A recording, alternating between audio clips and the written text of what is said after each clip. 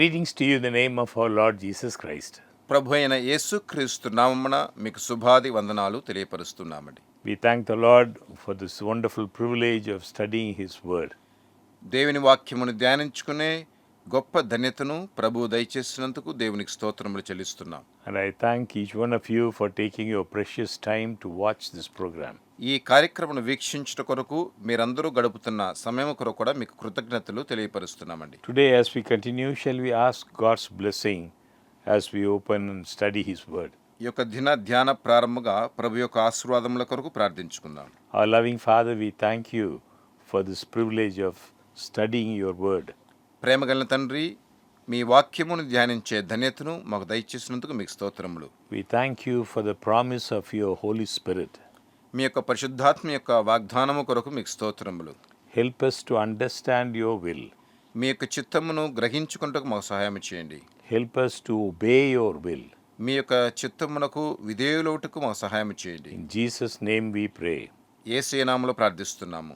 Amen. Amen. We have been studying, following a book by Ellen G. White. Ellen G white అనేవారు రాసిన ఆ పుస్తకాన్ని మనము ధ్యానిస్తూ వస్తున్నామండి. It's called The Story of Redemption. Story of redemption అనే పుస్తకం పేరు. Last week we saw 2 chapters. పోయిన వారము అందులో 2 అధ్యాయాలు గమనించాము. Now this Mrs. Ellen G. White, she had the gift of prophecy. Ellen G white అనే దైవజనురాలకి ప్రవచన వరము ఉన్నదండి. And many brothers and sisters wrongly believe that the Seventh-day Adventist Church follows her writings as the Bible. చాలా మంది ప్రియ సహోదర సహోదరీలు పొరపాటు పడే విషయం ఏంటంటే, సెవెంత్ డే అడ్వెంటిస్ట్ వారు ఎలెన్ జి వైట్ ఆమె వ్రాసిన పుస్తకాలే వీరు బైబిల్లాగా ఉపయోగిస్తున్నారు అని పొరపాటు పడుతున్నారు. Seventh-day Adventists believe Bible and Bible alone for our guide. Seventh day Adventist వారు పరిశుద్ధ గ్రంథాన్ని, పరిశుద్ధ గ్రంథ లేఖనాలని మాత్రమే వారు మాదిరిగా తీసుకుంటున్నారు. And Mrs. Ellen G. White, in her writing, she says, she leads us to the Bible and she says the Bible is the greater light. Ellen G white ఆమె ఏం చెప్తున్నారంటే, పరిశుద్ధ గ్రంథము మనకు గొప్ప వెలుగుగా ఉన్నది అని చెప్తున్నారు. Her writings, she says, she calls it a lesser light leading to the greater light, which is the Bible. ఆమె రచనలలో ఆమె ఏం చెప్తుందంటే, మనకు ఉన్నటువంటి ఈ కొద్ది వెలుగు గొప్ప వెలుగైన పరిశుద్ధ లేఖముల తట్టు మనల్ని నడిపిస్తుందని చెప్తున్నారు. So her writings we use as inspired commentary on the Bible. ఆమె యొక్క రచనలు అన్నీ కూడా పరిశుద్ధ లేఖనముల గురించినటువంటి వివరణలుగా మనం చూడగలుగుతున్నాం. So it helps us to understand word of God better. దాన్ని బట్టి దేవుని వాక్యమును ఇంకా ఎక్కువగా మనం అర్థం చేసుకోవడానికి సహాయపడుతుందండి. Last week we saw for the first 2 chapters of this book. ఈ పుస్తకంలో ఉన్నటువంటి మొదటి 2 అధ్యాయాలని పోయిన వారంలో మనం గమనించాము. We observed last week why was sin permitted. పాపము ఎందుకొరకు అనుమతించబడిందని గత వారములో మనము గమనించామండి. And then we also saw the battle in Lucifer's heart. Lucifer యొక్క హృదయములో ఉన్నటువంటి ఆ పోరాటమును కూడా మనం గమనించాం. And Satan leading in rebellion. సాతానుడు అక్కడ ఒక తిరుగుబాటును నడిపించాడని కూడా గమనించాం. And last week we also saw why God did not destroy Satan immediately. ఇంకా గత వారంలో మనం గమనించింది, దేవుడు ఎందుకొరకు సాతానును వెంటనే నశింప చేయలేదు అని కూడా గమనించాం. And last week we saw finally creation, which is God's answer to evolution. చివరగా గత వారంలో మనం గమనించిన విషయము, సృష్టి అనున్నది ఈ పరిణామం గురించి దేవుడు చెప్పే జవాబు అని గమనించాం. In 6 days God created this world. 6 దినములు దేవుడు ఈ లోకమును సృష్టించాడు. On the 7th day God rested and he sanctified that day. 7వ దినమున దేవుడు విశ్రమించి ఆ దినమును పవిత్రపరిచాడు. And we read in Genesis chapter 2 verse 8. ఆదికాండము 2వ అధ్యాయము 8వ వచనంలో చదువుతున్నాము. The Lord God planted a garden eastward in Eden, and there he put the man whom he had formed. దేవుడైన యెహోవా తూర్పున ఏదెనులో ఒక తోట వేసి తాను నిర్మించిన నరుని దానిలో ఉంచెను. God created man in his own image, దేవుడు నరుని తన సొంత రూపములో సృష్టించాడండి. and he placed the man and the woman in the garden. ఆ యొక్క స్త్రీ ఆ పురుషుని ఆ తోటలో దేవుడు ఉంచాడు. Trees of every variety were in this garden. ఈ తోటలో అన్ని రకముల చెట్టులు ఉన్నవండి. Many of them heavy with delicious fruit. అందులో చాలా వృక్షాలు మంచి రుచైన ఫలములు కలిగినవి. There were lovely vines growing upright. అందులో మంచి తోట పెరుగుతూ ఉన్నది. Their branches were loaded with fruits. వాటి కొమ్మలు అన్నీ కూడా ఫలములతో నిండి ఉన్నవి. It was the work of Adam and Eve to train the branches of this vine to form bowers, making a home for themselves from living trees covered with leaves. ఈ యొక్క వృక్షములు, ఈ యొక్క తోట వాటిని బాగా పెంచుటకు ఆదాము హవ్వలకు పని ఇవ్వబడిందండి. In the middle of the garden stood the tree of life. ఆ యొక్క తోట మధ్యను జీవ వృక్షం అనేది ఉన్నది. The tree of life was surpassing in glory all other trees. ఇతర వృక్షములు అన్నిటికంటే ఈ జీవ వృక్షము చాలా మహిమ కలిగినదిగా ఉన్నది. The fruit of the tree of life had the power to sustain life forever. ఈ జీవ వృక్షము యొక్క ఫలము శాశ్వత కాలమైన జీవమునిచ్చే శక్తిని కలిగి ఉన్నదండి. And the word of God says, the heavens and the earth and all the host of them were finished. ఇంకా దేవుని వాక్యం చెబుతుంది, ఆకాశము భూమి సమస్తము అక్కడ చేసి నిర్మించబడింది. Then God saw everything he had made, and indeed it was very good. పిమ్మట దేవుడు చూసినప్పుడు ఆయన చేసిన సమస్తమును మంచిదిగా ఉన్నది అని గమనిస్తున్నాడు. So God's creation, it was perfect. కావున దేవుని యొక్క సృష్టి సంపూర్ణముగా ఉన్నది. No taint of sin or shadow of death marred the beautiful creation. దేవుడు చేసిన ఈ మహత్యమైన సృష్టిలో మరణము యొక్క ఆనవాలు చూపు అనేది ఏది లేదండి. And we read in Psalms, the morning stars sang together, meaning the angels. ఇంకా మనం గమనించినట్లయితే ఉదయపు నక్షత్రాలు అంటే దూతలు పాడుతూ ఉన్న స్వరం And వినిపిస్తుంది. all the sons of God shouted for joy. దేవుని బిడ్డలు అందరూ కూడా మహా ఆనందముతో ఆర్భటిస్తూ ఉన్నారు. There were other worlds also God had created. దేవుడు ఇతర లోకములను కూడా సృష్టించాడండి. When this world was created, the morning stars sang together, and all the sons of God shouted for joy. ఈ లోకమును దేవుడు సృష్టించినప్పుడు ఆ ఉదయ నక్షత్రాలు దేవుని బిడ్డలు అందరూ కూడా మహా ఆనందముతో ఆర్భటించారు. In 6 days, the great work of creation had been accomplished. 6 దినముల్లో దేవుని యొక్క మహత్యమైనటువంటి ఆ పని చేసి ముగించబడింది. And God rested on the 7th day from all his work which he had done. దేవుడు తాను చేసిన పని అంతటి నుండి 7వ దినమున ఆయన విశ్రమించాడు. Then the word of God says, then God blessed the 7th day and sanctified it, because in it he rested from all his work which God had created and made. ఇంకా మనం గమనించినట్లయితే దేవుడు తాను చేసిన పని అంతటి నుండి ఆయన విశ్రమించి ఆ 7వ దినమును ఆయన ఆశీర్వదించాడు అని గమనిస్తున్నామండి. All was perfect, సమస్తము సంపూర్ణముగా చేయబడినవి, worthy of its divine creator. దైవికమైనటువంటి ఆ సృష్టి ఆయనకు తగినది. The word of God says God rested. దేవుని వాక్యం చెప్తుంది దేవుడు విశ్రమించాడు.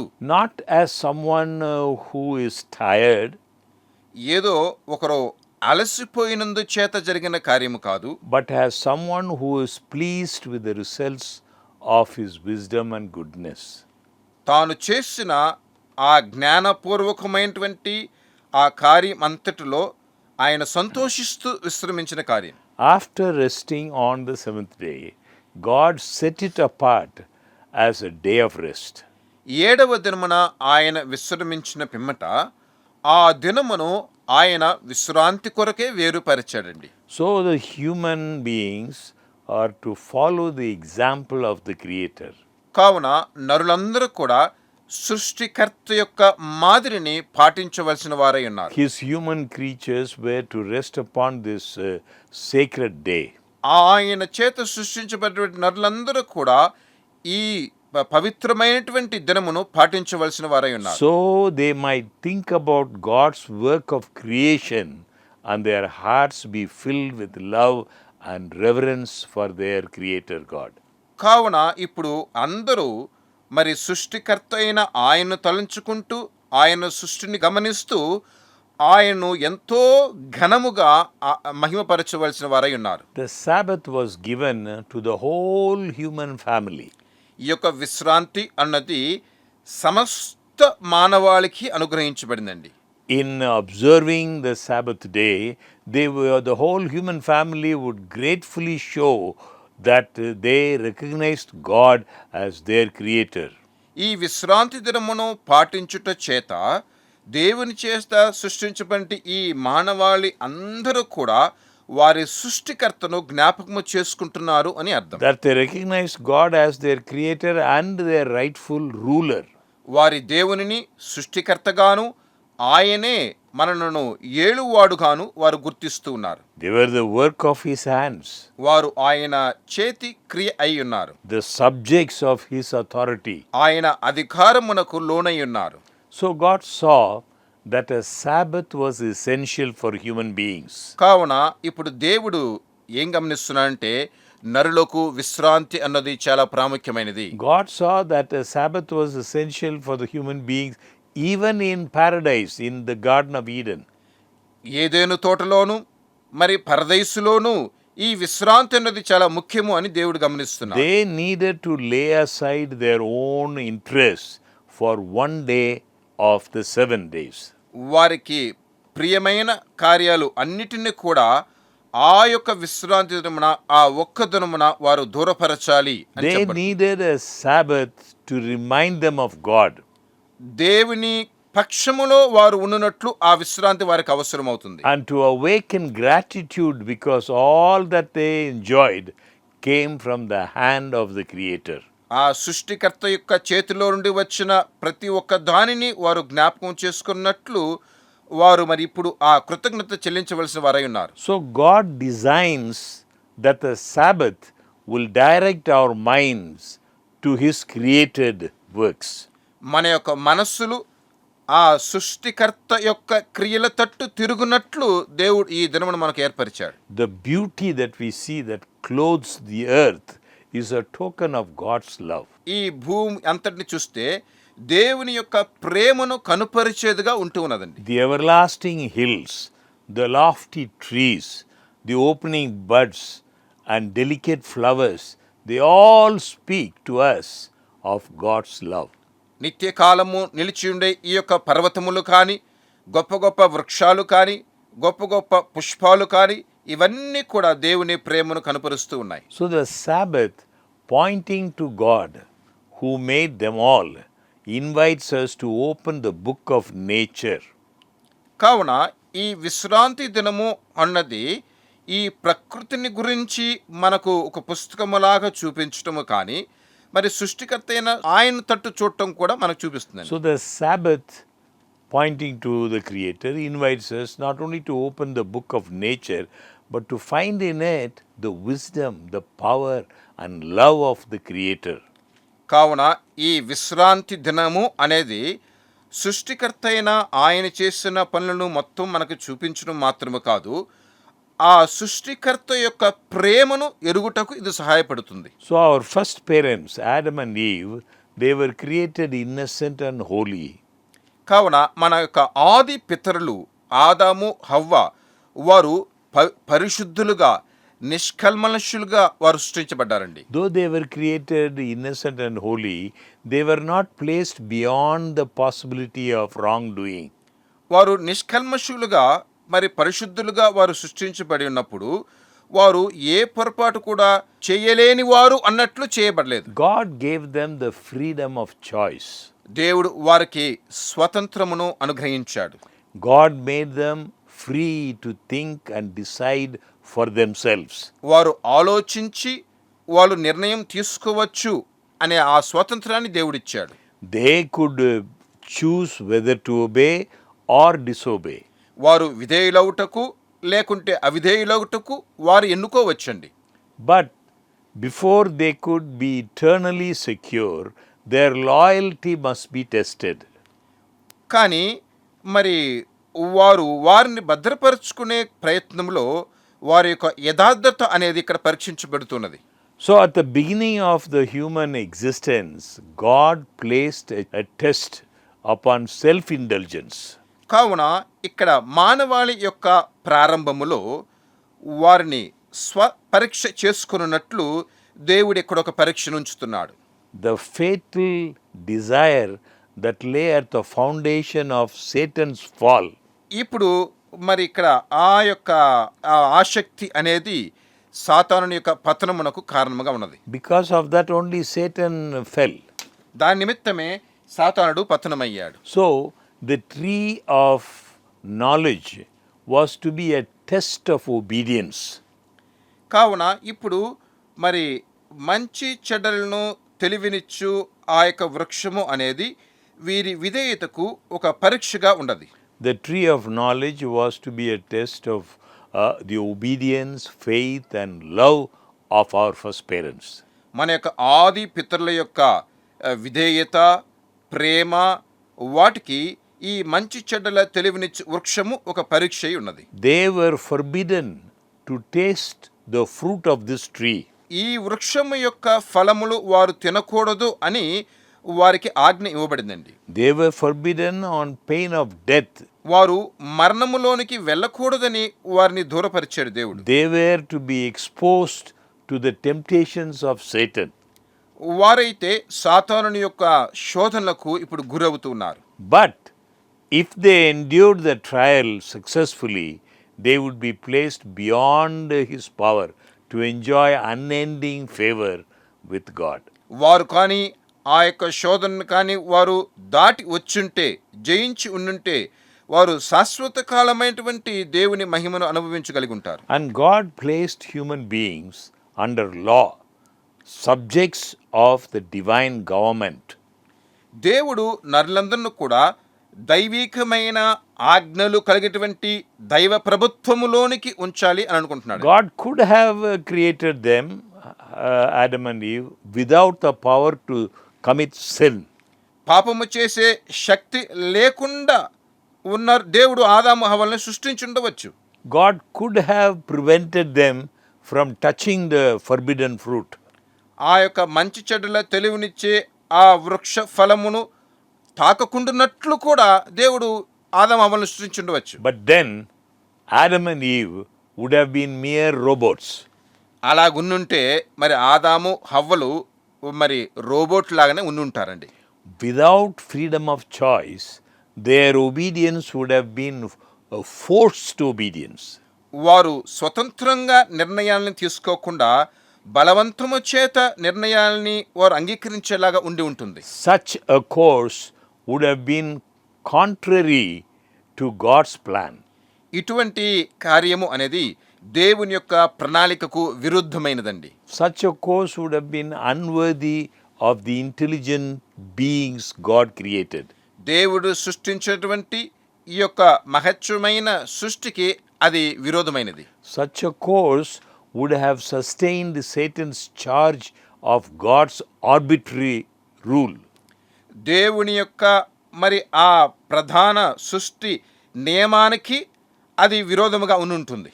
God made our first parents, Adam and Eve, He made them honorable with no bias toward evil. మన యొక్క ఆది పితరులైన ఆదాము హవ్వలను మరి దేవుడు ఈ కీడుకి దూరపరిచి ఆయన సృష్టించాడు. God placed before them, before Adam and Eve, the strongest possible motivations to be true. చూడండి, సత్యమైన విషయాల్ని వారు నేర్చుకోవాలి, వాటిని కొనసాగించాలని దేవుడు ఆదాము హవ్వలను సృష్టించాడండి. Obedience was the condition of eternal happiness and access to the tree of life. మంచి చెడవల తెలివినిచ్చు ఈ వృక్షము తట్టు వెళ్ళటానికి కానీ, మరి వారిలో ఆ విధేయత అనేది ఉన్నప్పుడు వారిలో సంతోషము కలుగుతుంది అని దేవుడు చేశాడు. So the home of our first parents, Adam and Eve, their home was to be a pattern for other homes as their children should go and occupy the earth. ఆదాము హవ్వల యొక్క గృహము ఎలాగుందో అలాగనే నరులందరూ కూడా ఈ భూమి అంతటిని కూడా నింపాలి అనే దేవుడు అనుకున్నాడు.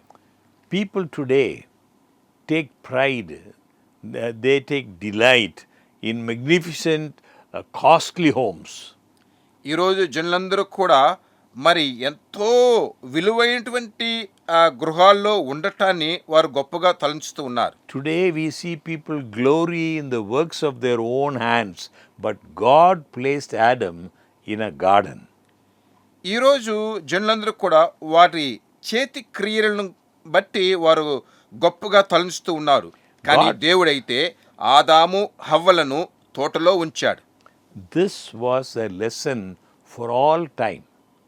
ఇది మనకు మన జీవితకాలం అంతటికి కావలసినటువంటి పాఠం అండి. True happiness is not found by indulging in pride and luxury. నిజమైన సంతోషము అనేది మన యొక్క మరి ధారాళముగా మనం ఖర్చు పెట్టి జీవించే జీవితం కానీ మన యొక్క ఆడంబరములో లేదండి. True happiness is found by communing with God through His created works, through the nature. నిజమైన సంతోషము అనేది దేవుడు సృష్టించినటువంటి ఈ సృష్టి ద్వారానే మనకు కలుగుతూ ఉన్నది. Pride and ambition are never satisfied. మనలో ఉన్నటువంటి గర్వము కానీ మన యొక్క ఆశలు కానీ వాటిని తృప్తిపరచలేవు.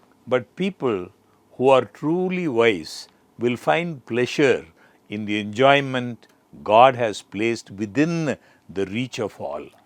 కానీ జ్ఞానము కలిగినటువంటి జనులైతే దేవుడు సృష్టించిన ఆ సృష్టిలోనే వారి సంతోషమును చూసుకుంటూ ఉంటారు. So Adam and Eve, they were given a responsibility. కావున ఆదాము హవ్వలకి ఇప్పుడు ఒక బాధ్యత ఇవ్వబడుతుందండి. The care of the garden was committed to the couple in Eden to tend and to keep it. ఆ యొక్క తోటను సేద్యపరచి దానిని కాచుకున్నట్లు ఆదాము హవ్వలకి ఇప్పుడు పని ఇవ్వబడుతుంది. God appointed work for them as a blessing. దేవుడు వారికి పనిని నియమించాడు. ఎలాగంటే అది ఆశీర్వాదకరముగా ఉండాలి అని. To occupy the mind, వారి మనస్సును అది నింపాలి అని. to strengthen the body, వారి దేహాల్ని అవి బలపరచాలని. to develop the abilities. వారి యొక్క తాళంతుల్ని అవి పెంచాలి అని. Adam found one of the highest pleasures of his holy existence in mental and physical activity. చూడండి, ఇక పరిశుద్ధమైనటువంటి ఈ జీవితమును జీవించడంలో ఆదాము గొప్ప కార్యాన్ని కనుగొన్నాడండి. It is a mistake to think of work as a curse. పని అనేది శాపము అని అనుకోవటము పొరపాటైన కార్యం. It is true, sometimes though work brings weariness and pain, మనం చేసే పనిలో మనకు కష్టమును కానీ నీరసమును కానీ కలిగించడం అనేది నిజమే. but truly work is a blessing. కానీ పని అన్నది ఆశీర్వాదము. The rich often look down upon the working classes. ధనవంతులు కొన్నిసార్లు మరి కింద పని చేసే వారితో చూస్తూ ఉంటారు. But this is out of harmony with God's purpose in creation. కానీ సృష్టిలో దేవుని యొక్క ఆ నిర్ణయానికి అది భేదంగా కనిపిస్తుందండి. Adam was not to be idle. ఆదాము ఒట్టిగా ఉండుట కొరకు సృష్టించబడలేదు. Our Creator, who understands what is for our happiness, appointed Adam his work.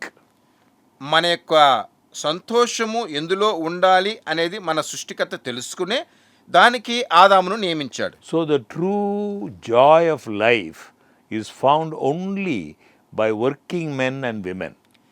కావున మన జీవితంలో నిజమైన సంతోషము అనేది ఎక్కడుంటుందంటే స్త్రీ పురుషులు పనిచేస్తూ ఉండగా అందులో ఉంటుందండి. The Creator has prepared no place for laziness. మన సృష్టికర్త సోమరితనమునకు అక్కడ చోటు ఇవ్వలేదండి. The holy pair, the Adam and Eve, were not only children under the fatherly care of God, but they were students receiving instructions from the all-wise Creator. తండ్రి ప్రేమను పొందేటువంటి పిల్లలుగా ఆదాము హవ్వలు ఉండటం మాత్రమే కాదండి, ఉపాధ్యాయులు ఉపదేశించేటప్పుడు నేర్చుకునే విద్యార్థులుగా కూడా వీరు ఉన్నారు. Now just imagine, visualize in your mind, Adam and Eve, they were in the garden. కొద్దిగా ఆలోచించండి, ఆదాము హవ్వలు అక్కడ తోటలో ఉన్నారు. They were visited by angels and they had the privilege of talking face to face with their Creator God. మరి దేవుని దూతలు వచ్చి వారిని చూస్తూ ఉండేవి. అంత మాత్రం కాదు, దేవునితో ముఖాముఖిగా మాట్లాడే ధన్యతను వారు పొంది ఉన్నారు. They were full of vigor imparted by the tree of life. వారు పూర్తిగా మరి ఆ జీవ వృక్షము యొక్క మహిమను పొంది ఉన్నారు. Their intellectual power only slightly less than that of the angels. దేవుని దూతల కంటే కొద్దిగా తక్కువ జ్ఞానము కలిగిన వారుగానే వారు ఉన్నారండి.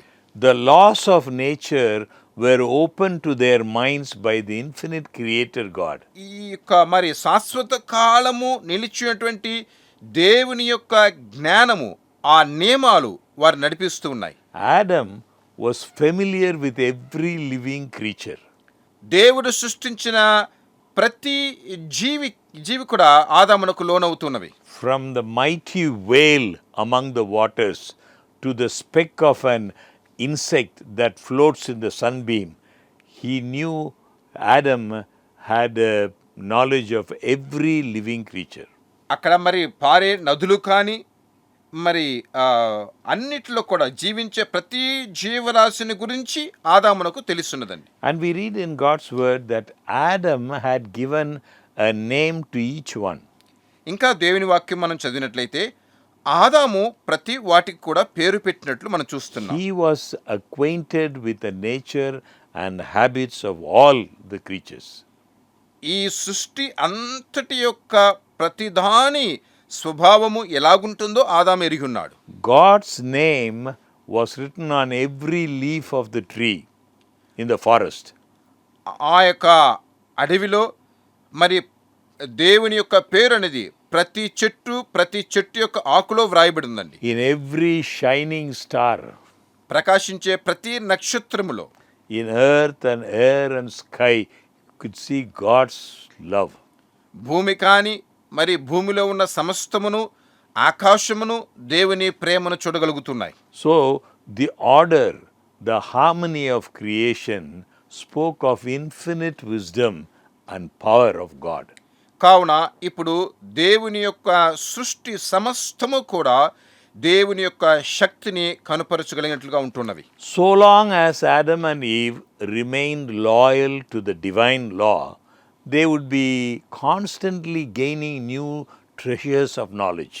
ఎంత మటుకైతే వారు దేవుని ఆజ్ఞలకు విధేయులవుతూ ఉన్నారో అంత మటుకు వారు దేవుని జ్ఞానమును స్వీకరిస్తూ ఉన్నారండి. So long as Adam and Eve remained loyal to the divine law, they would be discovering fresh springs of happiness.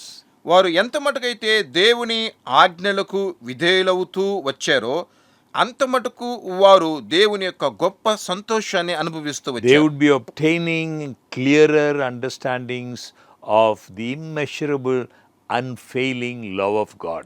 దేవుని యొక్క అత్యున్నతమైనటువంటి శాశ్వత కాలమైనటువంటి ఆ యొక్క ప్రేమను వారు అర్థం చేసుకుంటూ వచ్చారండి. Satan was no longer free to stir up rebellion in heaven.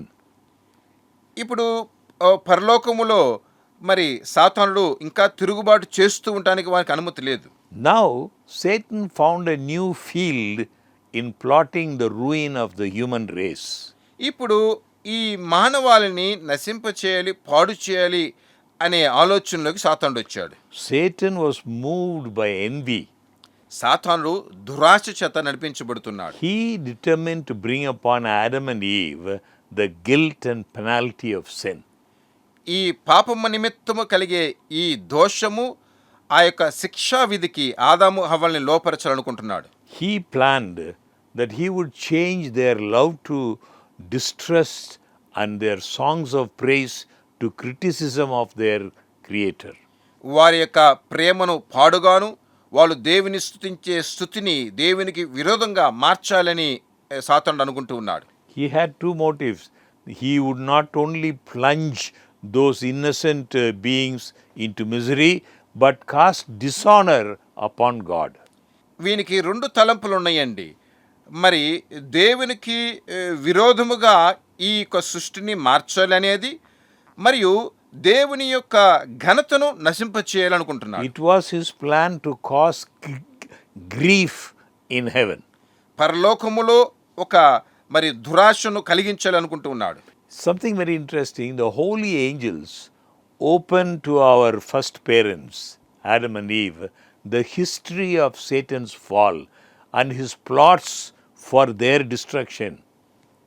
మన యొక్క ఆది పితరులైనటువంటి ఆదాము హవ్వలు ఈ సాతానుని యొక్క నాశనము, ఈ తంత్రములకు తప్పించుకోవాలని దేవుని దూతలు మాట్లాడుతూ వచ్చారండి. So the holy angels explained to Adam and Eve the nature of the divine government. ఈ దైవికమైనటువంటి ప్రభుత్వమును గురించి పరిశుద్ధ దూతలు ఆదాము హవ్వలకి చెబుతూ వచ్చారండి. These holy angels explained to Adam and Eve how the prince of evil was trying to overthrow God's government. ఈ యొక్క మరి సాతాను దేవుని యొక్క ప్రభుత్వమునకు ఎలాగ విరోధముగా ఉన్నదని ఈ పరిశుద్ధ దూతలు ఆదాము హవ్వలకు చెబుతూ వచ్చారు. The law of God is a revelation of his will. దేవుని యొక్క చిత్తమును కనుపరిచేదే దేవుని యొక్క ఆజ్ఞ ఉన్నది. The law of God is a transcript of his character. ఆయన యొక్క స్వభావమును కనుపరిచేదే దేవుని యొక్క ఆజ్ఞ ఉన్నది. The law of God is the expression of divine love and wisdom. దేవుని యొక్క దైవికమైన ప్రేమను జ్ఞానమును కనుపరిచేదే దేవుని యొక్క ఆజ్ఞ ఉన్నదండి. So the harmony of creation depends upon perfect conformity to the law of the creator. కావున ఇప్పుడు ఈ సృష్టి యొక్క మహత్యము అనేది ఈ సృష్టికర్త యొక్క నియమమును బట్టి ఉంటున్నది. Everything is under fixed laws that cannot be disregarded. అక్కడ చెప్పబడినటువంటి ఆజ్ఞలు ఏవి కూడా మరి అవమర్యాదకరముగా నడిపించదగినవి కాదండి. But only human beings of all that inhabits the earth are responsible to moral law. కానీ ఇప్పుడు సృష్టించబడిన సృష్టి అంతట్లో కూడా మరి నరులు మాత్రమే ఆ యొక్క ఆజ్ఞలను ఎదిరిస్తున్నట్టు కనిపిస్తుంది. When we say moral law, the 10 commandments. ఈ యొక్క 10 ఆజ్ఞలు అని చెప్తున్నాం. Some people think the 10 commandments were given only from the time of Moses. కొంతమంది అనుకుంటున్నారు ఈ 10 ఆజ్ఞలు అనేవి మోషే కాలం నుంచి ఇవ్వబడినవి అని. If you read the Bible carefully, you will understand the 10 commandments were right from the very beginning.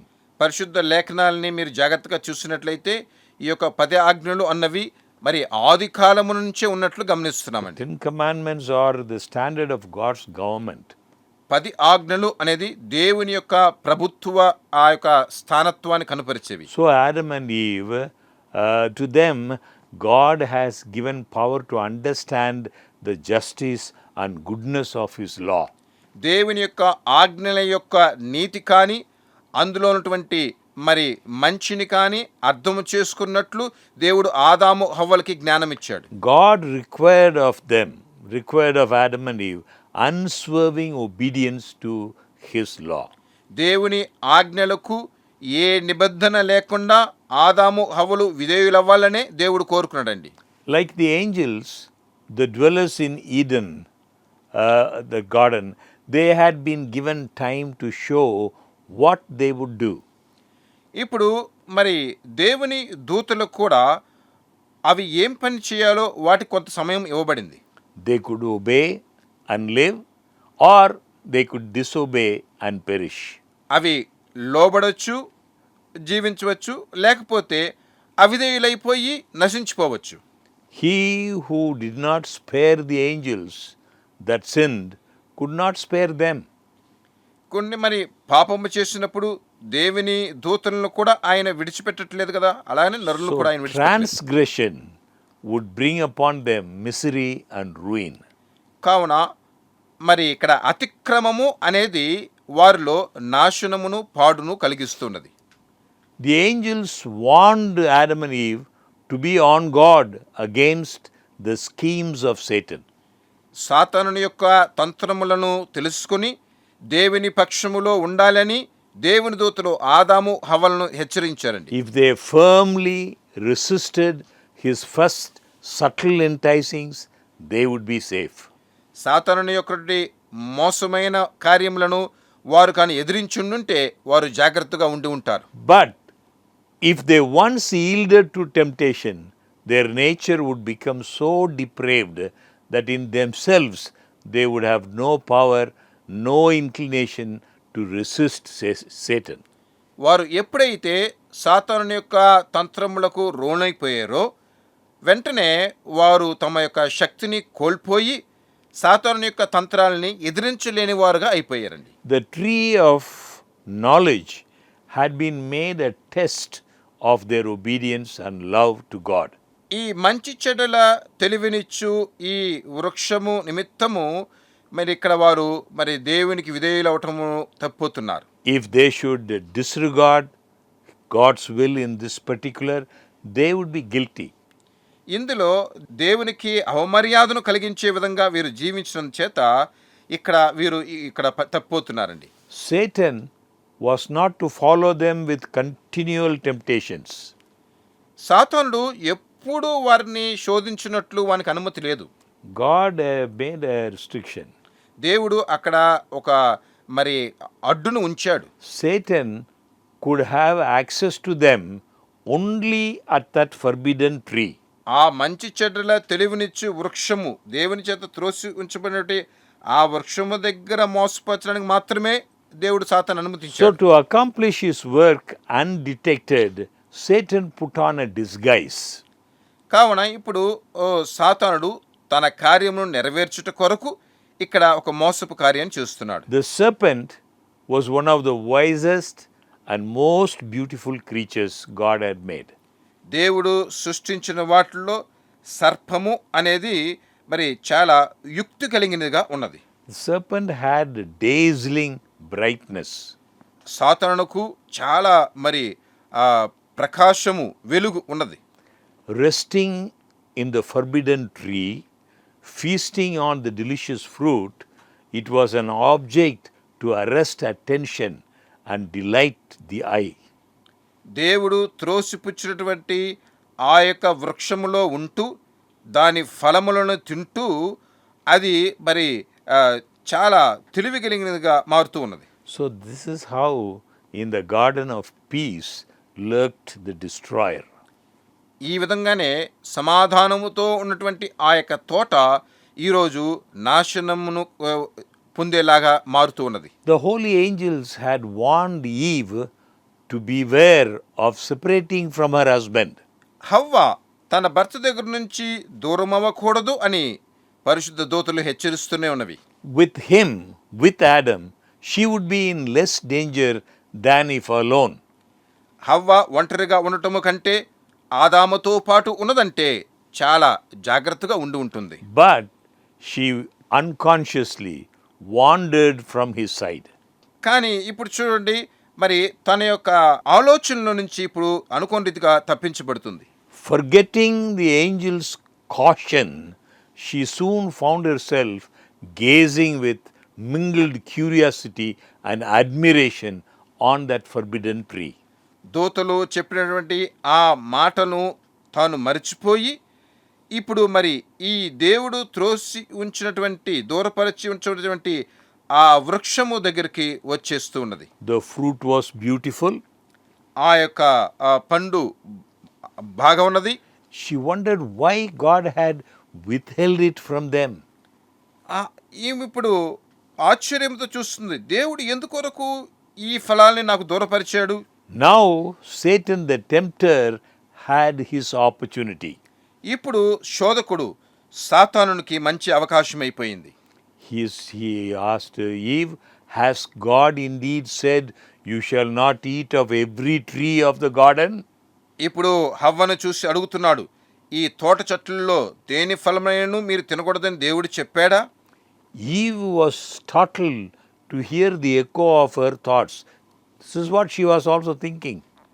ఇప్పుడు ఆమె తలంపుల్లో ఉన్నటువంటి ఆ ఆలోచన, ఆ మాటలు మరలా గుర్తొస్తూ ఉన్నాయి. The serpent continued with subtle praise of her surpassing beauty.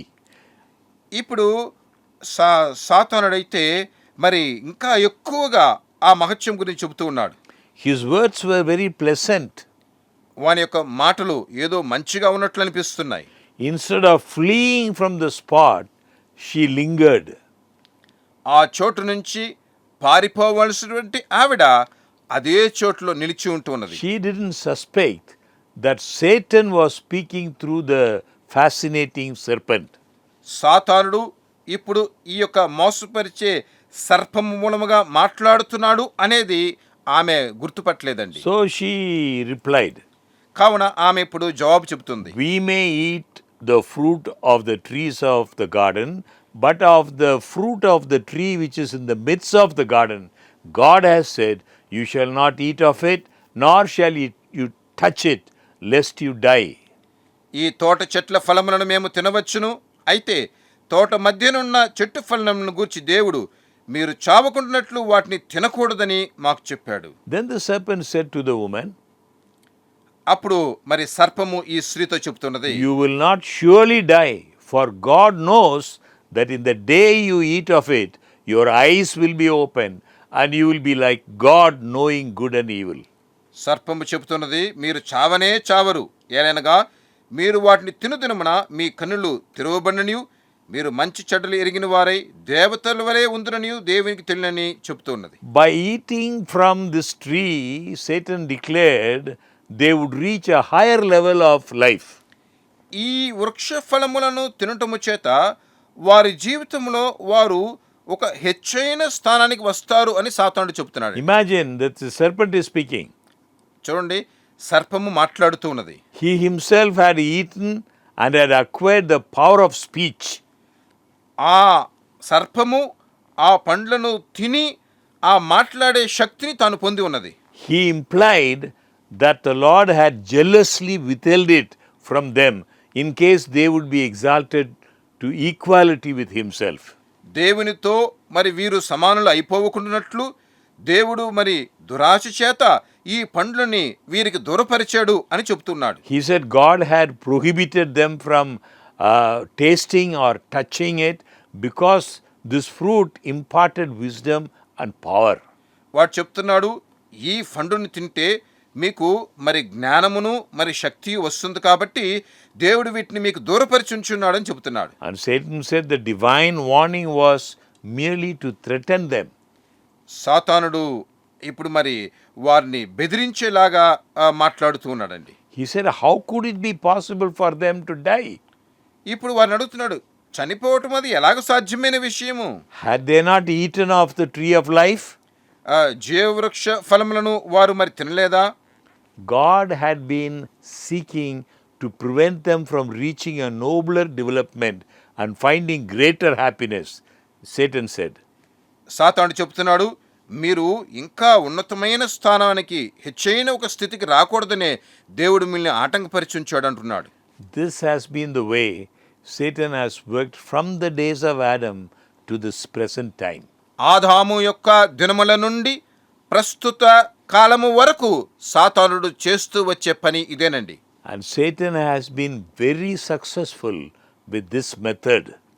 ఈ యొక్క పద్ధతిలో సాతానుడు జయప్రదముగా కొనసాగుతూ ఉన్నాడు. He tempts people to distrust God's love and doubt his wisdom. దేవుని యొక్క ప్రేమను పోగొట్టుకొని దేవుని యొక్క ఆజ్ఞలను సందేహపడేలాగా సాతానుడు నరుల్ని శోధిస్తూ ఉన్నాడు. In their efforts to explore what God has withheld, multitudes overlook truths that are essential to salvation. మన యొక్క రక్షణకు కావలసినటువంటి ఆ యొక్క సత్యములను మరి వేరే విధంగా చూసేలాగా చేస్తున్నాడు. Satan tempts them to disobedience. వారందరూ కూడా అవిధేయతకు గురవునట్లు సాతానుడు శోధిస్తూ To ఉన్నాడు. believe they are entering a wonderful field of knowledge. ఏదో గొప్ప జ్ఞానంతో కూడినటువంటి ఒక చోటుకి వెళ్తున్నట్లుగా వాడిని నమ్మనిస్తున్నాడు. But this is all a deception. కానీ ఇవన్నీ కూడా మోసకరమే. They are starting down the road that leads to ruin and death. నాశనమునకు మరణమునకు తీసుకువెళ్ళే ఆ మార్గములోనికి వారు దిగజారిపోతూ ఉన్నారు. Satan told Adam and Eve that they would gain by breaking the law of God. సాతాను ఆదాము హవ్వలకి ఏం చెప్తున్నాడంటే ఈ యొక్క ఆజ్ఞలను అతిక్రమించడం చేత మీకు జ్ఞానం వస్తుంది అంటున్నాడు. Today, many talk of the narrowness of those who obey God's commandments. ఈరోజు చాలామంది దేవుని యొక్క ఆజ్ఞలను పాటించడంలో ఉన్నటువంటి ఇరుకు ఏంటో అని చూపిస్తున్నారండి. And they claim that they themselves enjoy greater liberty. వాళ్ళు ఏమంటున్నారు, మేము చాలా స్వతంత్రాన్ని అనుభవిస్తున్నామంటున్నారు. This is only an echo of the voice from the Garden of Eden. ఇవన్నీ కూడా ఏంటంటే ఏదేను తోటలో నుంచి వచ్చిన ఆ స్వరము ప్రతిధ్వనించుతూ ఉండటమే. In the day you eat of it, మీరు ఆ పండుని తినుదినమున, the day that you transgress the divine requirement, దేవుని యొక్క నియమాల్ని మీరు అతిక్రమించే దినమున you will be like God. మీరు దేవుని వలె ఉంటారు. Satan did not let it appear that he had become an outcast from heaven. పరలోకములో నుంచి త్రోసివేయబడిన వాడు అన్నట్లు సాతానుడు తను చూపించుకోడండి. He concealed his own misery in order to draw others into the same position. తాను పడిపోయిన ఆ స్థానములోనికి ఇతరులను కూడా ఈడ్చుకున్నట్లు తాను విశేషమైన విధంలో కనిపిస్తూ ఉంటాడు. Just like that today, now the transgressors, they disguise their true character. అదేలాగనే ఈరోజు కూడా మోసపరిచే వారందరూ కూడా మరి వారి యొక్క నిజ స్వభావమును మరుగుపరిచి They are on the side of Satan, వారు సాతానుని పక్షములో ఉండేవారు. trampling upon the law of God, దేవుని యొక్క ఆజ్ఞలను నశింపచేసేవారు. leading others to eternal ruin. ఇతరులందరూ కూడా నిత్య నాశనంలో నడిపించేవారు. Eve disbelieved the words of God, and this was what led to her fall.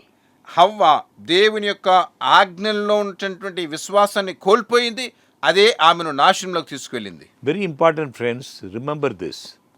చాలా ముఖ్యమైన విషయం ప్రియులారా, మీరు దీన్ని జ్ఞాపకం చేసుకోవాలి. In the judgment, people will not be condemned because they conscientiously believed a lie, but because they did not believe the truth.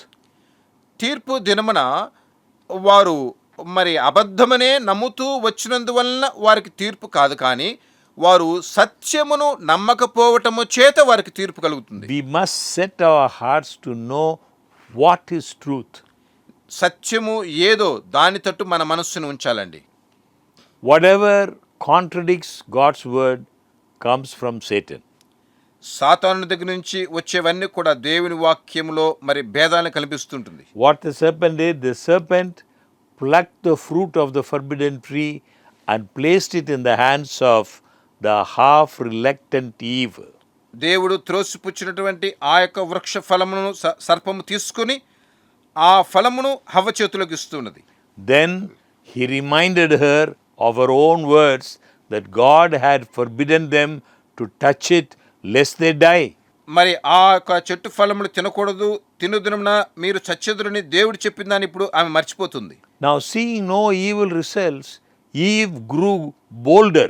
చూడండి, ఇప్పుడు హవ్వ మరి దాన్ని తీసుకున్న తర్వాత బహిరంగంగా దాని గురించి చెప్తున్నది.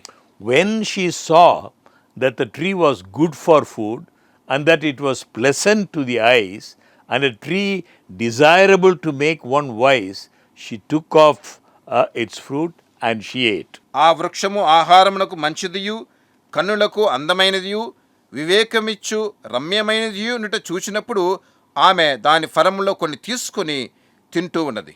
And as she ate, she seemed to imagine herself entering upon a higher state of existence. దాన్ని తినిన వెంటనే ఆమె ఏదో తన జీవితంలో ఒక గొప్ప స్థానానికి వచ్చినట్లుగా అనుకుంటూ ఉన్నది. Now, having herself disobeyed, she became Satan's agent to ruin her husband. ఇప్పుడు ఆమె ఈ అవిధేయతకు గురైన పిమ్మట సాతానునికి జతగాడుగా మారి తన భర్తలో కూడా ఈ నాశనాన్ని తీసుకొచ్చే వ్యక్తిగా మారుతూ ఉన్నది. So, in a state of strange, unnatural excitement, her hands filled with the forbidden fruit, she looked for and she found her husband. కావున తన స్వభావానికి మించినటువంటి మరి ఒక వేరైన స్వభావము తనలో వచ్చినందుచేత తన చేతులారనే దేవుడు త్రోసిపుచ్చినటువంటి ఆ పండును తీసుకువెళ్ళి తన భర్తకు కూడా ఇస్తున్నాడు. Adam appeared astonished and alarmed. ఇప్పుడు ఆదామైతే దాన్ని చూసి ఆశ్చర్యపోతూ ఉన్నాడు, మరి కేక పెడుతున్నాడు. To the words of Eve, he replied that this must be the foe against whom they had been warned. ఇది మరి దేవుని చేత హెచ్చరింపబడినటువంటి కార్యము, ఈ పండు తినకూడదు దేవుడు చెప్పాడు కదా అంటున్నాడు. Now, as God had said, she must die. ఇప్పుడు దేవుడు చెప్తున్నాడు మరి ఆమె చనిపోవాలని. In answer, she urged him, eat, repeating the words of the serpent that they would not surely die. సర్పము చెప్పినటువంటి మాట, మీరు చనిపోరు అని చెప్పిన మాటను ఇప్పుడు హవ్వ చెబుతూ ఉన్నది, మీరు చనిపోరు అని. She felt no evidence of God's displeasure. She sensed a delicious, exhilarating influence, thrilling every part of her body with new life. ఇప్పుడు ఆమె మరి దేవుని యొక్క ఆజ్ఞను అతిక్రమించేమే అనే తలంపే లేకుండా ఇప్పుడు ఆ పండు తిన్నందువల్ల తనలో కలిగినటువంటి మార్పుల నిమిత్తము గొప్పగా అనుకుంటూ ఉన్నది. Adam understood that his wife had disobeyed the command of God. ఆదాము అర్థం చేసుకున్నాడు తన భార్య దేవుని యొక్క ఆజ్ఞను అతిక్రమించిందని. There was a terrible struggle in Adam's mind. ఆదాము మనసులో ఇప్పుడు భయంకరమైన పోరాటం కలుగుతున్నది. But now the deed was done. కానీ ఏంటి, అక్కడ ఆ పని జరిగిపోయింది. He must be separated from her whose society had been his joy.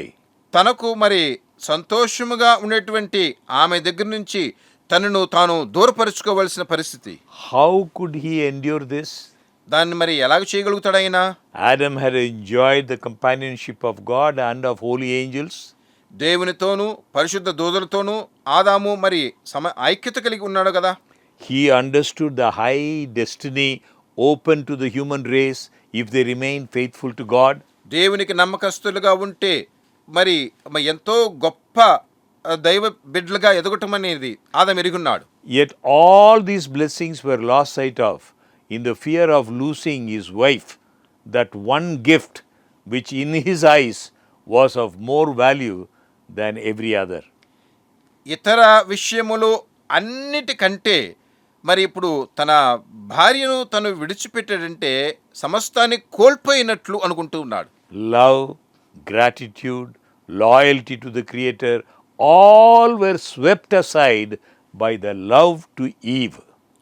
హవ్వను ప్రేమించుట చేత మరి దేవుని ప్రేమించే ప్రేమ, దేవునికి విధేయుడవటము, వీటన్నిటిని కూడా మరి తను త్రోసిపుచ్చవలసి. She was a part of himself. మరి ఆమెలో ఒక భాగముగా అతను ఉన్నాడు కదా. He could not endure the thought of separation. ఇప్పుడు మరి విభజన అనే దాన్ని ఆదాము ఊహించలేకపోతున్నాడు. If she must die, he would die with her. ఆమె గాని చనిపోయినట్లయితే ఆమెతో పాటు తాను కూడా చనిపోవలసిన వాడై ఉన్నాడు. He thought that the words of the wise serpent might be true. ఇప్పుడు ఏమనుకున్నాడంటే ఆ కుయుక్తితో సర్పం మాట్లాడింది మరి నిజమై ఉండొచ్చు అనుకున్నాడు. No sign of death appeared in Eve. హవ్వలో ఇప్పుడు మరి మరణం కనిపించలేదే. And he decided to confront the consequences. He seized the fruit and quickly he ate. కావున అక్కడ జరిగినటువంటి ఆ యొక్క వివాదము, ఆ విరుద్ధ తర్కములో మరి తాను కూడా సరే అనుకుని ఆ పండు తీసుకుని తింటూ ఉన్నాడు. After his transgression, Adam at first imagined himself entering upon a higher state of existence. ఆదాము ఇక్కడ మరి దేవుని ఆజ్ఞ అతిక్రమించిన తరువాత తను అనుకుంటున్నాడు తను కూడా ఏదో గొప్ప స్థానానికి వచ్చినట్లు అనుకున్నాడు. But soon the thought of his sin filled him with fear and terror. కానీ వెంటనే తనలో మరి ఇప్పుడు భయము కానీ మరి ఆ యొక్క మరణము అనేది తలంపులు The వస్తున్నాయి. love and peace that had been theirs was gone. వారినటువంటి ప్రేమ సమాధానం అనేది కోల్పోయారు. And in its place, they felt a sense of sin, a fear of the future, a nakedness of the soul. ఇప్పుడు పాపము యొక్క తలంపు కానీ భవిష్యత్ కాలమును గురించిన భయము కానీ మరి వారి యొక్క ఆత్మలో చింత అనేది సమస్తము ఏర్పడుతూ ఉన్నది. The robe of light that had covered them disappeared. వారిని మరుగుపరచినటువంటి ఆ యొక్క వెలుగు ఆ వస్త్రము ఇప్పుడు మరుగైపోయింది. And to replace it, they tried to make a covering for themselves. ఇప్పుడు దానికి బదులుగా వారిని వారు మరుగు చేసుకోవడానికి చూస్తూ ఉన్నారు. While naked, they could not meet the eye of God and holy angels. వారు దిగంబరులుగా ఉన్నప్పుడు మరి దేవుని యొక్క పరిశుద్ధ దూతలను ఇప్పుడు చూడలేకపోతున్నారు. They now began to see the true character of sin. ఇప్పుడు పాపము యొక్క నిజమైన స్థితి ఏంటో వారు చూస్తూ ఉన్నారు. Adam criticized his wife for leaving his side and permitting herself to be deceived by the serpent. సర్పము చేత హవ్వ మోసపరిచిన చేత ఇప్పుడు ఆదాము హవ్వని తిడుతూ ఉన్నాడు. Friends, this is what sin does for each one of us. ప్రియులారా, పాపం అనేది మనందరిలో కూడా ఇదే కలిగిస్తూ ఉంటుంది. God's wonderful plan of redemption. దేవుని యొక్క మహత్యమైన విమోచన ప్రణాళిక అన్నది Adam criticized his companion for leaving his side and permitting herself to be deceived by the serpent. హవ్వ ఆదామును విడిచిపెట్టి దూరముగా వెళ్ళి సర్పము చేత మోసపరచబడినందుకు ఇప్పుడు ఆదాము హవ్వను నిందిస్తూ ఉన్నాడు. In the coming weeks, we will see what happened to this first parents. రానైన వారములలో ఈ ఆది పితరులకు ఏమి జరిగింది అనేది మనం గమనించనై ఉన్నామండి. How we are affected. మనము దాని నిమిత్తం ఎలాగ బాధించబడి ఉన్నాము. How Satan deceives us like how he deceived the first parents. ఆది పితరులను సాతాను మోసపరిచినట్లు మనల్ని కూడా ఎలాగ మోసపరుస్తున్నాడు. May it be your privilege and mine ఇది మీకు నాకు మంచి అనుకూలతగా ఉండాలి. to truly follow God's word, దేవుని యొక్క వాక్యమును నిజముగా మనము పాటించాలండి. to truly be obedient to his word, ఆయన వాక్యమునకు మనము నిజముగా విధేయులము కావాలి. and enjoy the peace and the joy that comes from his throne. ఆయన యొక్క సింహాసనం నుండి వచ్చే ఆ ఆనందము ఆ సమాధానము మనం అనుభవించాలి. Shall we pray? ప్రార్థించుకుందాం. Our loving Father, we thank you for this the word of God. ప్రేమగల తండ్రి, మీ వాక్యము కొరకు మీకు స్తోత్రములు. There are great lessons that we need to learn from Adam and Eve. ఆదాము హవ్వల దగ్గర నుంచి నేర్చుకోవలసిన పాఠములు చాలా ఉన్నవి నాయన. Help us to remain faithful to you. ప్రభువా, అంతము వరకు మీ యందు విశ్వాసములో నిలిచుంటకు మా సహాయం Help చేయండి. us not to be deceived by the tempter. శోధకుని చేత మేము శోధించబడకున్నట్లు మాకు సహాయం చేయండి. Help us to remain faithful to you to the very end. అంతము వరకు నాయన మీ యందు మేము విశ్వాసములో నిలిచుంటకు మా సహాయం చేయండి. In Jesus' name we pray. యేసు నామములో ప్రార్థిస్తున్నాము. Amen. Amen. Thank you, friends. Please remember every Monday evening, 7:30 to 8:30. ప్రియులారా, మీకందరికీ కృతజ్ఞతలు తెలియపరుస్తున్నాము. ప్రతి సోమవారము సాయంకాలము 7:30 గంటల నుంచి 8:30 గంటల వరకు జ్ఞాపకం చేసుకోవలసిగా మనం చేస్తున్నాం. We are following this book called The Story of Redemption. Story of redemption అనే పుస్తకాన్ని మనం ధ్యానిస్తూ వస్తున్నాం. We will continue from here next week. రానైన వారములో కూడా మనం ఇందులో నుంచి మనం గమనించుతాం. Please remember this program in your prayers. ఈ యొక్క కార్యక్రమం మీ ప్రార్థనలో జ్ఞాపకం చేసుకోవలసిగా మనం We are చేస్తున్నాం. praying for you. మేము మీ కొరకు ప్రార్థిస్తూ ఉంటాం. Thank you and God bless you. దేవునికి స్తోత్రములు. ప్రభు మిమ్మల్ని దీవించునుగాక.